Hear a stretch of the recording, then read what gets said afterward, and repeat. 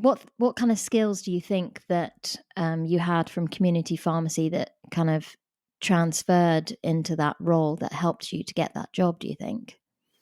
So I guess that's a good question. So I guess Sorry, I'm putting you on the spot. I'm getting excited. well, if I think of it as so I've when I was at NP, I kind of I progressed within that role. So if I think of it in terms of when I was looking for candidates who we were then filling positions in Okay. for, say, my previous role, if I think of it from that stance, um, I guess one thing that really that you have within community pharmacy and that in hospital pharmacy as well, to be fair, but as a pharmacist, a key role is that team working skills, being able to the like, adapt your style, your ways of working, depending on who the team are around you. If you have that one particular individual who's maybe a bit challenging to work with, and then sort of changing your stance and your style with them to try and motivate them and get them on board within your team. Uh, I think that team working skills is so important within any role that you are doing. So that was a big one. I'd say being proactive as well within a community pharmacy. You need to be proactive. You need to always be one step ahead of the game, ensuring that do we have enough supply of this particular medicine, making sure that you're on top of prescriptions that you're dispensing, checking, etc. Making sure that you're supporting the staff that you have around you, being proactive, I think is so important in any role that you do. And I think that was a real key one when I was at MPA as well, ensuring that you are, because by being proactive you are in turn then helping to support the team. So I think that's something that's really key. I'm trying to think of other ones now. I've got loads. They're just like flowing through my mind on behalf of you. Communication, of course, is Yeah, transferable in any job, whether that's with patients, with your employer, your managers, technicians, but at the MPA, obviously, you've got other employees, you've got, yeah, these trainee pharmacists, obviously, to support in terms of their education and training. And it's not just communication in terms of organizing their teaching and actually doing the teaching, but the email coordination and organization that goes into that. Organization, of course, yeah. is a valuable tool to always have up your sleeve in any job. And the things that you have to organize in a community pharmacy, you have your routines, don't you? And once you got that instilled into your kind of day to day, it's the same when you transfer that into another job. Um, I think I another big, also, yeah, sorry. go on, go on. No, I was going to say another big one I think is your general experience. So Mm, having the experiences that you've had within community pharmacy and then bringing that with you. So especially with those face-to-face study days, you need to be able to have experiences that you can talk about and then talk about the lessons learned from that. So yeah. our study days, as much as they were, to help you get through the calculation and clinical content, a very big part of it is how do you become a confident and competent day one pharmacist? If you think of sort of like the legal versus ethical issues that you may be faced with, you need to be able to share those experiences, personal experiences that you have, to then help benefit those students that you're then teaching.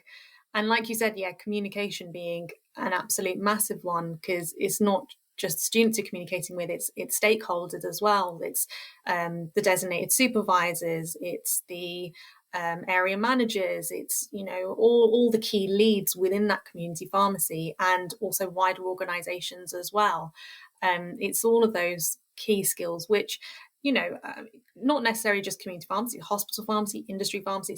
It's the traits that any sort of pharmacist, pharmacy technician has. And all of those attributes are what is required for a role which I was in, but also they're transferable skills. So it's really to any role that you go into. Yeah, completely. And I totally agree. And going from community pharmacy into an education and training role, at first, when you think about it, you're like, oh, I don't really have the experience. Like, I don't have any formal teaching experience. How am I supposed to apply for this job? Why would they hire me? But the more you kind of dive deep into the skills that you've gained from community pharmacy, you realize quite quickly that actually, you know what, I've been teaching technicians like the last, 3 years just because that's what I do. And, that's what it's just normal part of, your job and your day to day. And you just don't think of it as something that you've gained as a skill because it's your normal routine. You've obviously, most pharmacies do have a trainee pharmacist or a pre-reg around that you're constantly educating. You're educating patients all day. So Exactly. clearly you're involved with education and training from that perspective. And that skill in itself is transferable, regardless of the fact that you're now training, trainee pharmacists. The skill is still there. So when community pharmacists are thinking, I don't know where I can go from here, and I don't want to be a manager because actually the responsibility is just not my thing. And actually, sometimes for a lot of people, it's like the money's not necessarily really worth all the Yeah. stress that comes with that job. And for some people, they don't really want to deal with all the HR and staffing issues and organizing timetables and everything else that comes with that responsibility. Dealing with sickness, it's hard. Like, it's a tough job, and it's a completely different transition from being a responsible pharmacist to a manager. But this role is completely like logical. It's completely doable, and it is a perfect transition if you have passion for education and training and you have interest in the future generation of pharmacists, which clearly you do. Like, like you So said, it worked out. and it's not just for community pharmacists. I mean, if there are roles sort of at NPA, at Buttercups, at CPP, any of those kind of organisations, if you're a hospital pharmacist, by all means apply for roles like those. It's not just for community pharmacists, because actually, the as we mentioned, all those communication skills, teamwork skills, etc., they're all transferable.